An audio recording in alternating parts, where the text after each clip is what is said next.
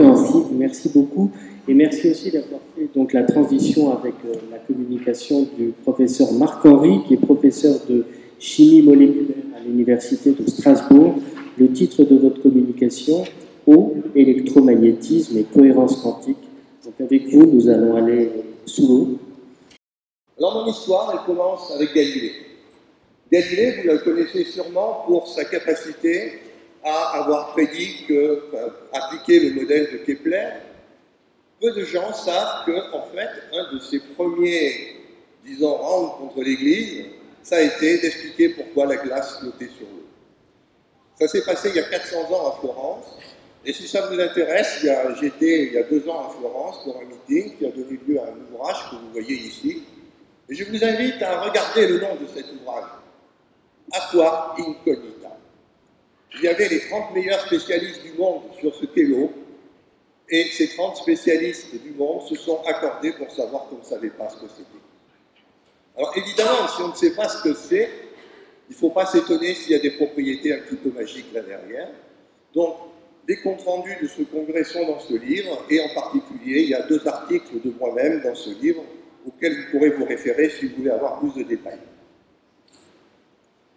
Alors, en tant que chimiste, quand on regarde l'eau, on a déjà ça en tête. C'est-à-dire qu'il existe des molécules qui interagissent par ce qu'on appelle les interactions de Van der Waals. Et je vous ai mis ici une courbe qui vous montre à quoi on s'attend. C'est-à-dire que plus le poids moléculaire est élevé, plus le point d'ébullition est élevé. Et comme vous le voyez ici, par exemple, une molécule comme le radon, avec un poids moléculaire de 222 grammes par mol, est un gaz. C'est-à-dire qu'il se comporte comme une matière gazeuse. Je vous invite maintenant à regarder l'eau. Vous voyez qu'il y a tout de suite une anomalie. C'est-à-dire qu'on retrouve bien la croissance en fonction de la masse molaire, mais l'eau qui est ridiculement petite, 18 grammes par mol, n'est pas gazeuse, elle est liquide. Et ça, c'est un des grands mystères de la science.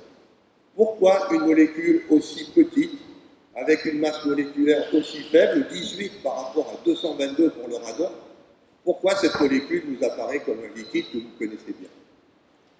Alors, il y a aussi autre chose qui est remarquable avec l'eau, c'est le tableau que je vous ai mis en dessous, qui vous résume ce qu'on appelle les pressions critiques et les températures critiques de 3 liquides. Le mercure, que vous connaissez tous, qui est vraiment le record du liquide. C'est celui qui existe sous l'état liquide, sous la plus grande gamme de pression et de température. Mais regardez sa masse molaire, 200 grammes par mol. Et c'est normal qu'il soit liquide. Et qu'est-ce qu'on trouve en 3e position? Avec ces ridicules 18 grammes par mol, on trouve l'eau, qui arrive à battre le mercure. Sur certains points, pas évidemment sur tous. Si vous regardez aussi ce qu'on appelle la densité critique, vous voyez que l'eau est en 3e position, c'est-à-dire que c'est le 3e liquide qui a la plus grande cohésion. Et ça aussi, c'est un mystère qu'il faut expliquer.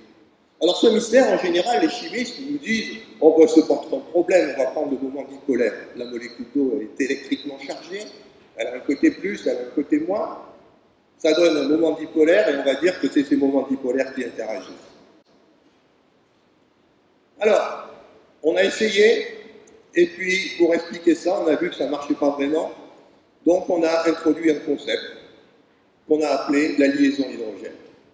Et je vous mets ici, quand cette liaison hydrogène a été introduite en 1920 par Maurice Huggins, je vous rappelle que Maurice Huggins n'était pas un prix Nobel. Il n'était pas, même pas un chercheur, c'était un étudiant de master. Il a émis l'hypothèse que les hydrogènes pouvaient se mettre en point entre 2 oxygènes. Je vous invite à lire la réaction de la science à cette époque face à cette idée que l'hydrogène pouvait se mettre en point entre 2 oxygènes. Bigamous hydrogen. C'était un scandale. D'après la théorie de Lewis, cette chose était absolument impossible. Qu'est-ce qu'on trouve aujourd'hui? Ben, on trouve des travaux qui vous parlent de la mémoire de l'eau. On trouve un chercheur comme Luc Montagnier qui vous donne des choses, des résultats. Et qu'est-ce qu'on trouve? Eh bien, des tas de gens qui disent que tout ça, c'est pas possible. C'est-à-dire qu'il y a les Armstrong, sont toujours là, ils nous expliquent que tout ça, c'est pas possible. Alors, Comment on peut procéder? Ben, évidemment, on va procéder avec des prix Nobel, parce que c'est plus simple. Alors voici un beau double prix Nobel. Linus Pauling, prix Nobel de chimie et prix Nobel de la paix. Lui, il reprend le concept de liaison hydrogène et il dit, ça c'est un concept fondamental.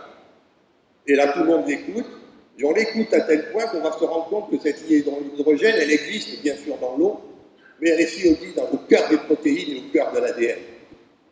Et là, on réalise que cette liaison bigame, cette horreur de la chimie, ben, finalement, elle n'est pas si horrible que ça, parce qu'elle nous permet de vivre. Mais est-ce que c'est pour ça qu'on la comprend? Eh bien non, puisque je vous ai dit qu'il y a 400 ans, Galilée ne comprenait pas et qu'on s'est réunis il y a 2 ans et qu'on ne comprend toujours pas. Alors, qu'est-ce qui se passe? Eh bien, on peut faire de la physique classique, c'est-à-dire qu'on peut imaginer toutes les torsions, les contorsions électrostatiques de cette molécule. Ça s'appelle l'interaction de Kisson, de Debye, de London. Et qu'est-ce qu'on constate? Eh bien, on constate que les énergies d'interaction sont ridiculement faibles. Elles ne permettent pas de justifier l'énergie de 0,11368 électronvolts.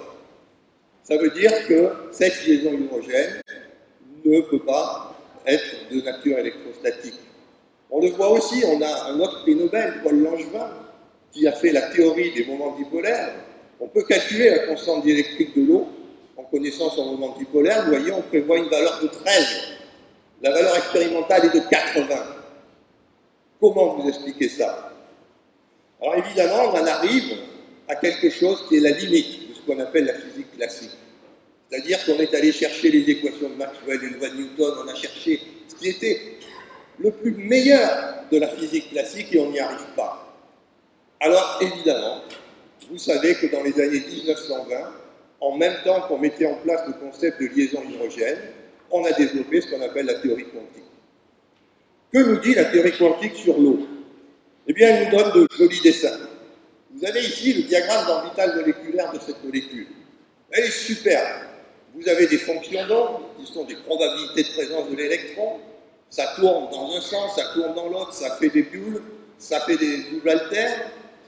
Mais on va trouver que l'eau est diamagnétique.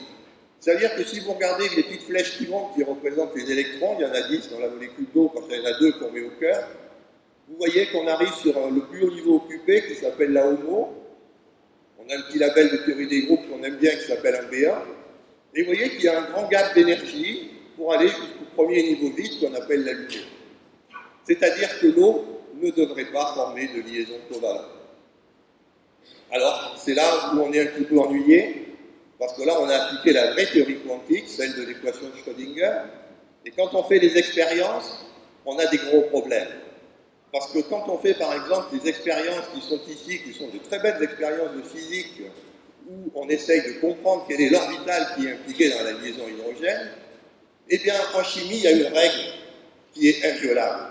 C'est que quand vous devez aller chercher des électrons, vous les prenez où? Bien évidemment, sur le dernier niveau occupé, vous n'allez pas les chercher en dessous, parce que ça coûte trop cher. Que fait la liaison hydrogène? Eh bien, elle ne touche pas à la HOMO. Elle va chercher les électrons en dessous de la HOMO. Et ça, la physique quantique ne peut pas l'expliquer, c'est complètement anormal.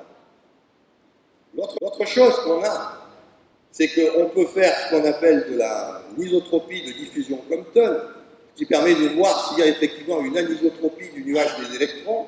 C'est encore des manips de physique extrêmement sophistiqués, mais regardez le résultat. Ce qu'on observe, vous avez en bas, à gauche, une liaison covalente, et vous avez en bas, à droite, une liaison qui est dite de Van der Waals. Eh bien, on voit que la liaison hydrogène, selon la physique quantique, devrait être une liaison de Van der Waals. Et comme je vous l'ai dit, elle n'en est pas une. Donc, vous voyez qu'on a encore le même problème. On peut aussi le voir en analysant ce qu'on appelle la densité, la topologie de la densité électronique. Donc ça, c'est le must de ce qu'on peut faire en diffraction des rayons de Lick. Et on va chercher ce qu'on appelle les points Cole, c'est-à-dire les points où il y a rencontre de nuages électroniques. On en trouve 3 dans la molécule d'eau, dans le dimère qui correspond à 2 molécules d'eau associées par pont hydrogène. Et regardez, il y a le numéro 1 et le numéro 2 qui correspondent aux liaisons OH. Et vous avez le point numéro 3 qui correspond à la liaison hydrogène. Qu'est-ce que vous remarquez? Que le point numéro 3 n'est pas du tout comme les deux autres. il a une densité électronique positive, alors que les deux autres ont une densité électronique négative. Ça veut dire qu'il y a deux liaisons covalentes et une liaison de Van der Waals. On ne voit pas de liaison homogène. Et vous comprenez maintenant pourquoi M. Vitellio vous a dit qu'en fait, il fallait aller à la théorie quantique des champs. Parce que si on reste à ce niveau qui est la théorie quantique de première quantification, c'est-à-dire celle qu'on utilise couramment aujourd'hui, on ne comprend pas la nature chimique de cette liaison. Alors, aller en seconde quantification, c'est-à-dire en théorie quantique des champs, ça veut dire, comme vous le voyez ici, s'occuper de quelque chose qu'on a oublié. Quand Galilée vous dit la glace flotte sur l'eau, est-ce que vous avez remarqué que si la glace flotte sur l'eau, ça veut dire qu'elle est moins dense? Mais si elle est moins dense, ça veut dire qu'elle a plus de vide. Et c'est peut-être le vide la question. Or, justement, qu'est-ce que nous dit la physique quantique des champs? Elle nous dit que le vide, c'est une très mauvaise appellation. Ce vide, il n'est pas vide. Et même, certains vous diront qu'il est plein. Alors, c'est là où, évidemment, il faut se poser la question, que dit la science, sachant qu'on va aller chercher l'énergie non pas à l'extérieur, on va aller la chercher dans le vide qui est entre les molécules. Alors, vous allez me dire, ouais, mais le vide, ça veut dire qu'il n'y a rien, c'est pas compréhensible. Eh bien, on a des expériences de physique qui nous montrent que le vide n'est pas vide. Vous avez par exemple l'effet Casimir statique, où deux plaques s'attirent alors qu'il n'y a rien autour. Vous avez l'effet Lambda, qui vous montre que les niveaux d'énergie doivent être calculés dans le cadre de la seconde quantification pour comprendre les valeurs qu'on observe. Et puis vous avez l'effet dynamique de Casimir, qui vous dit qu'on peut transformer un objet qui est virtuel en un objet qui est réel. La physique quantique des champs nous introduit un nouveau monde. C'est le monde de la virtualité par opposition au monde de la réalité. Et c'est là que se trouve la clé, à mon avis, des propriétés de l'eau, dans ce monde virtuel qui est bien existant mais qui n'est pas observable. Alors, tout ça c'est un peu technique. Vitellio vous a essayé de vous expliquer ce que c'est que la cohérence de phase. Plutôt que de vous faire un grand discours, je pourrais vous dire par exemple que c'est la non-commutation de l'opérateur angle par rapport au opérateur nombre de particules. Mais je peux aussi vous dire qu'en fait c'est beaucoup plus simple que ça. Ou vous pouvez compter, ou vous ne savez pas compter. Et je vous ai mis ici deux fils. À gauche, vous avez le fil de ce qu'on appelle le mouvement brownien, c'est-à-dire des objets où finalement je vois des boules qui s'agitent, je peux les compter. Et à droite, vous avez ce que vous observez tous dans le ciel, c'est-à-dire une nuée d'oiseaux. Est-ce que vous pouvez les compter? Non, parce qu'ils sont toujours en train de bouger, mais par contre, vous voyez que l'enveloppe qu'ils définissent, elle, est cohérente. Ça s'appelle un domaine de cohérence. Et si l'eau était comme ça, si l'eau était ce que vous voyez à droite et pas ce que vous avez l'habitude de voir à gauche, est-ce que ça ne changerait pas les choses? Alors évidemment, ça les change. Et là, je ne vais pas rentrer dans les détails parce que tout ça, c'est incroyable. C'est publié, il y a 3 livres qui traitent de ça, je vous les ai mis ici. Periodic Coherence in Matter de Giuliano Peparata, Macroscopic Quantum Coherence, où on retrouve Emilio Del Giudice et Peparata, et surtout le dernier livre qui s'appelle Physique quantique réaliste par Peparata. J'ai beaucoup d'admiration pour ces deux physiciens parce qu'ils nous ont laissé, ils sont morts aujourd'hui, mais ils nous ont laissé ces livres. Vous pouvez les lire, je les ai lus, ils sont passionnants. Et on apprend ce que c'est que le vide, on apprend qu'on peut travailler avec ça. Alors le vide, je vous l'ai mis ici en bas. C'est le truc sans forme qui s'agite. Ça s'appelle des particules virtuelles. Et vous, évidemment, quand vous regardez ça, vous êtes trop gros, vous ne pouvez pas voir, on est à une échelle de 10-35 mètres. Mais la molécule d'eau, ces électrons, est assez petite, elle est toute petite, elle peut voir ces fluctuations du vide et elle peut s'en servir. Alors, ça donne naissance à ce qu'on appelle des équations de cohérence. Je ne vais pas rentrer dans les détails. L'idée, elle est simple. C'est qu'au lieu d'aller exciter les molécules avec un rayonnement extérieur, on va les exciter avec une particule virtuelle. C'est-à-dire qu'on va aller chercher dans le vide une excitation, une énergie, pour exciter la molécule d'eau. Et ensuite, évidemment, tous les spectroscopistes savent qu'une fois qu'on l'a excitée, il va falloir qu'elle relâche cette énergie. Mais elle va la relâcher où? Bien sûr, elle peut la revenir à son état fondamental, et ça, c'est ce qu'on a l'habitude de comprendre.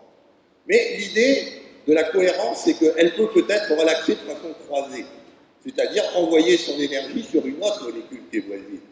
Et puis la molécule qui est voisine peut recommencer, et ainsi de suite.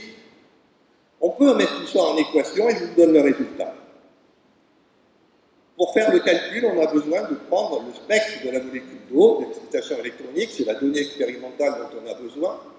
Et vous voyez que ce spectre, ça me fait toujours rigoler quand les gens me disent « Oh, mais H2O, c'est très simple ». Vous croyez que c'est simple, ce spectre? Regardez-le. C'est la manière dont la molécule d'eau répond quand je lui envoie un photon. Vous voyez la complexité? Donc l'eau, c'est quelque chose de très complexe.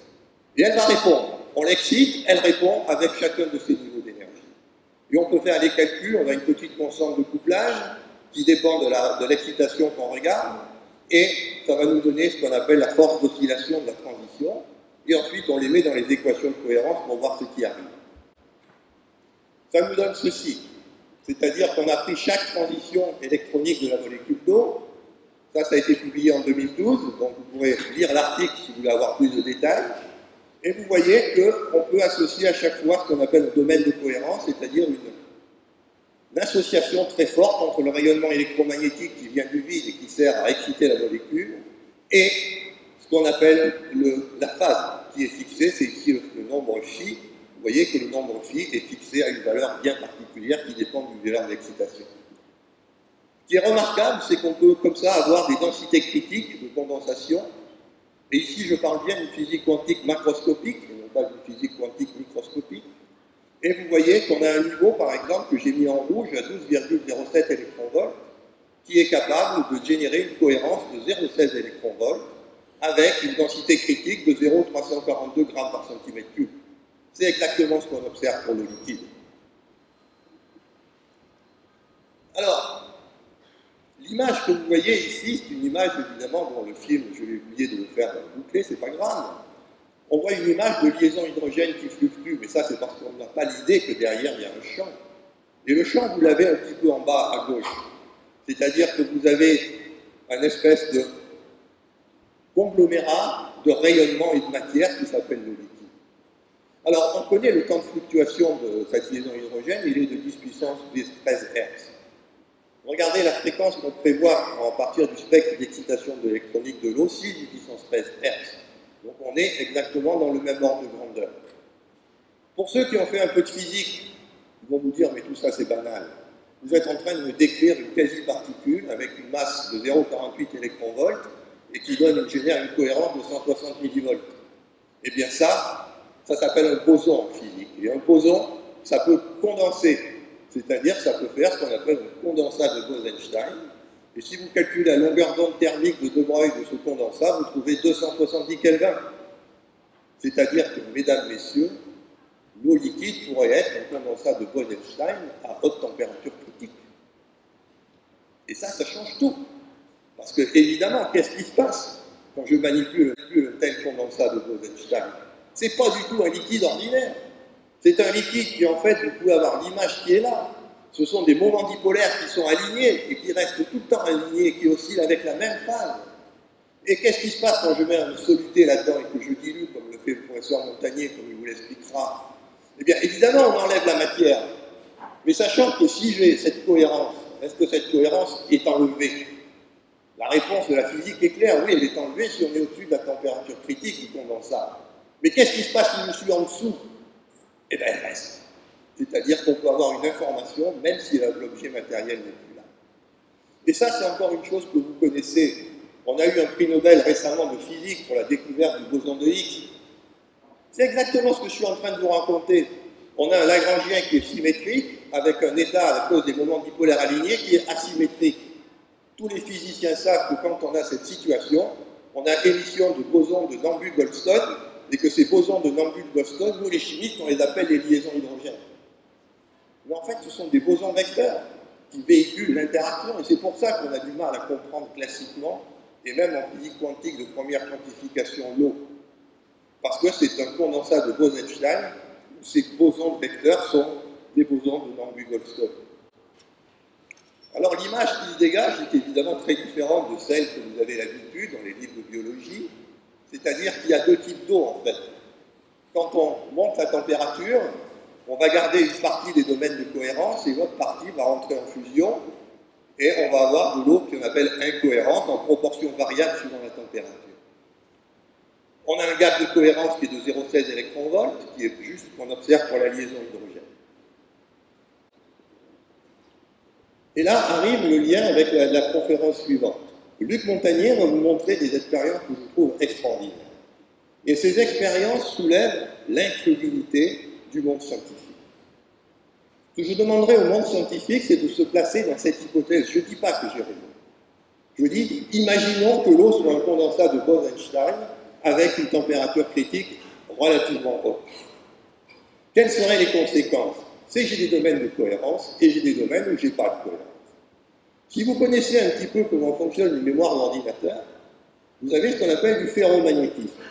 C'est-à-dire que vous avez des domaines qui sont ferromagnétiques où tout est aligné et des domaines où ce n'est pas aligné qui sont non ferromagnétiques. Quand vous écrivez sur votre clé USB ou que vous écrivez sur une mémoire d'ordinateur, qu'est-ce que vous faites? Pour faire le 1 de l'information, vous alignez les moments dans le domaine ferromagnétique. Et pour faire 0, vous les désalignez. Est-ce qu'on ne pourrait pas faire ça avec l'eau? Est-ce qu'on ne pourrait pas avoir un bit pour une cohérence et 0 bit quand je n'ai pas la cohérence? Comme on connaît le nombre de domaines de cohérence dans 18 grammes d'eau, regardez ce que ça donnerait. Dans 18 grammes d'eau, j'ai 10 puissance 16 domaines de cohérence. Si j'admets que je peux coder un bit sur un domaine de cohérence, j'aurai un octet qui égale 8 bits. Dans 18 grammes d'eau, j'aurai un pétaoctet de mémoire. Péta. Et si je vais jusqu'à 18 litres, j'aurai un hexaoctet. À côté, je vous ai mis les taux de circulation d'informations sur Internet.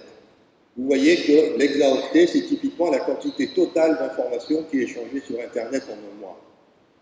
Je vous ai mis aussi quelques chiffres pour que vous vous rendiez compte combien il y a de la mémoire qu'il peut y avoir dans l'eau. Tous les livres du monde entier, ça fait à peu près 200 pétaoctets, suivant les estimations. Eh bien, il faudrait 3,6 litres d'eau pour stocker les livres du monde entier. Vous voulez stocker l'ADN de toute l'humanité? C'est 6 milliards d'individus à 1 gigaoctet le code de l'ADN. Il vous faudrait 108 litres d'eau. Vous voyez de quelle physique je parle? La biologie de demain, évidemment. On est sur du lourd. On n'est pas sur des petits rigolos qui s'amusent dans des labos. Il serait temps de prendre tout ça en compte. Alors, bien sûr, on va me dire, il faut des preuves expérimentales. Où sont ces domaines de cohérence? Je veux des preuves. Alors, c'est pas facile, parce que si c'est des condensats de Bose-Einstein, ce sont des choses qui sont non observables, puisque c'est de la phase quantique. Mais on peut avoir des preuves indirectes. Regardez ici ce spectre vraiment à 4 photons de l'eau liquide. Qu'est-ce que vous voyez? Moi, quand j'ai vu ça, j'y ai pas cru. J'ai vu les raies des isomères ortho et para de l'eau. Dans l'eau liquide, normalement, vous pouvez voir ça que dans le gaz. C'est-à-dire que dans l'eau liquide, vous êtes capable d'identifier toutes les raies de résonance des isomères ortho et para de l'eau. Ben, ça, c'est une belle preuve de cohérence. Regardez, par exemple, ce que je peux faire en chimie. Je peux faire des nanocavités qui vont encapsuler des molécules d'eau et regarder à quoi elles ressemblent. Ces nanocavités, elles sont très belles, ce sont des complexes de coordination. Je les ai fabriqués moi-même, je les ai étudiés, et comme ils sont creux, on peut regarder ce qu'il y a à l'intérieur. Et si vous regardez ce qu'il y a à l'intérieur, on voit bien qu'on a toujours deux types d'eau. De l'eau que vous voyez à droite, qui forme ce qu'on appelle des amas incohérents, c'est-à-dire où il n'y a pas de liaison hydrogène qui se forme de façon bien claire, et je vous demande de regarder l'agrégat qui est à gauche. Quand j'ai vu ça, je n'ai pas cru. C'est une triple structure basée sur le dodécaèdre de Platon. Et ça, c'est de la cohérence. C'est-à-dire que là, vous comprenez ce que ça veut dire quand une eau se comporte comme une cohérence. Vous avez la cohérence à gauche et l'incohérence à droite. On peut isoler ça à l'état solide et faire la structure par diffraction des rayons X. J'en arrive à la fin et je vais vous ouvrir dans les 5 dernières minutes vers la biologie. On sait aussi que dans ces domaines de cohérence, il se passe des choses très bizarres. Parce qu'on a donc une phase quantique qui est cohérente. Là encore, les physiciens connaissent bien ça. Ça s'appelle un supraconducteur. Et il se trouve que le niveau qu'on utilise pour exciter l'eau à partir du vide est à 12,06 électronvolts et que l'énergie d'ionisation de la molécule est à 12,6. C'est-à-dire qu'en fait, il faut très peu de choses pour arracher l'électron à l'eau cohérente. Et une fois que vous avez arraché les électrons, évidemment, ils deviennent libres et ils circulent comme un courant. Mais ce courant, il est de type supraconducteur, c'est-à-dire qu'il ne s'amortit jamais. Et donc, vous devez voir ces domaines d'eau, bien sûr, aussi comme des domaines où vous avez des courants qui tournent en permanence et qui ne s'arrêtent jamais parce qu'on est en dessous de la température critique. On peut faire les calculs et maintenant on comprend pourquoi l'eau va être sensible aux champs électromagnétiques. C'est parce qu'on va interagir avec ces courants. Imaginez par exemple ça. Vous avez un domaine de cohérence en haut, une membrane lipidique et un deuxième domaine de cohérence en bas. Si maintenant vous savez que ça c'est un condensat de Bose-Einstein, qu'est-ce que je suis en train de vous décrire? Ça s'appelle une jonction de Josephson. Et qu'est-ce qu'on fait avec les jonctions de Josephson? On fait des choses magnifiques. Et ça, ben, vous en avez plein dans votre cerveau. C'est ce qu'a essayé de vous expliquer M. Vitellio. Vous en avez plein dans vos cellules. Regardez aussi ce que vous avez quand vous avez des ions. Quand vous avez des champs magnétiques et que ces ions se déplacent et qu'ils voient ces champs magnétiques, c'est-à-dire qu'ils ne se comportent pas du tout comme les ions qu'on a l'habitude en chimie. Ça, c'est ma définition de la vie. On me demande souvent qu'est-ce que c'est que la vie. Et en fonction de tout ce que j'ai pu vous expliquer ici, pour moi, c'est très simple la vie. Il suffit de faire la transformation du nombre de la masse en nombre d'objets, et vous voyez que c'est avant tout, très très loin devant, de l'eau et des ions. Ce sont les constituants majoritaires de la cellule.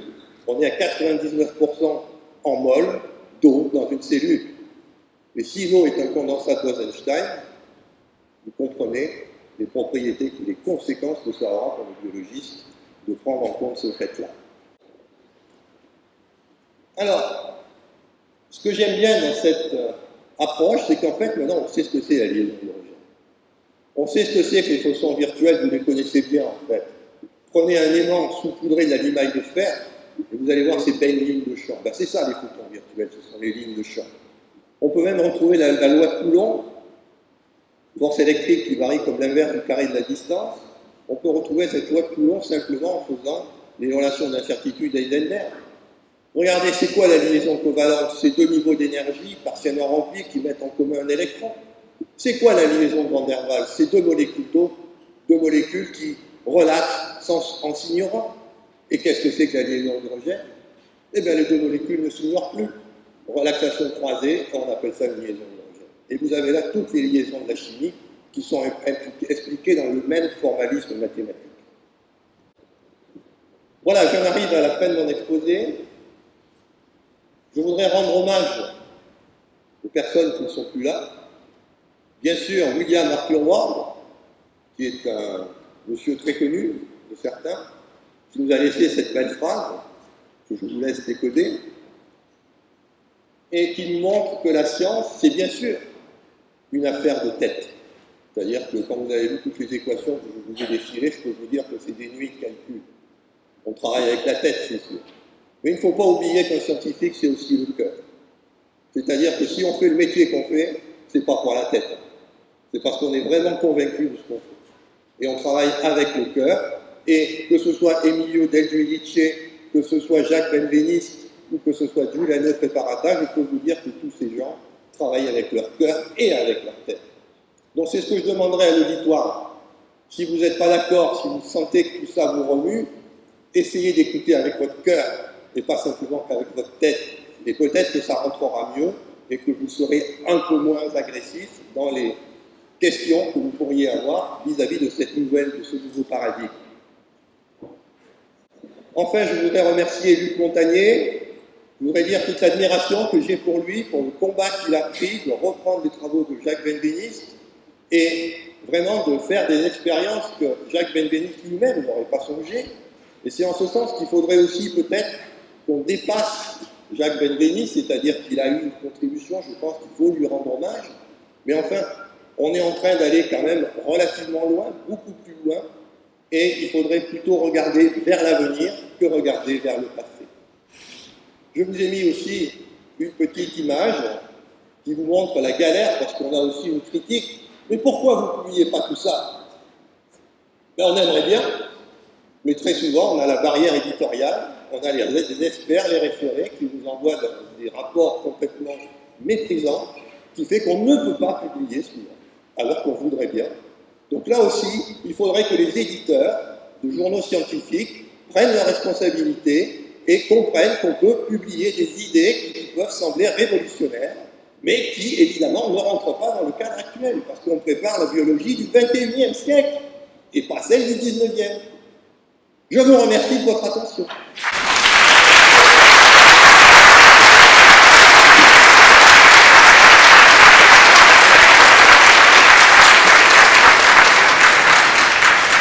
Merci, monsieur Henry. C'est vrai, quand on voit cette bouteille, on n'imagine pas ce qu'il peut y avoir à l'intérieur. Monsieur Montagnier, ça va être à vous. Le titre de votre communication, c'est « Transmission numérique de l'ADN bactérien dans des cellules vivantes ».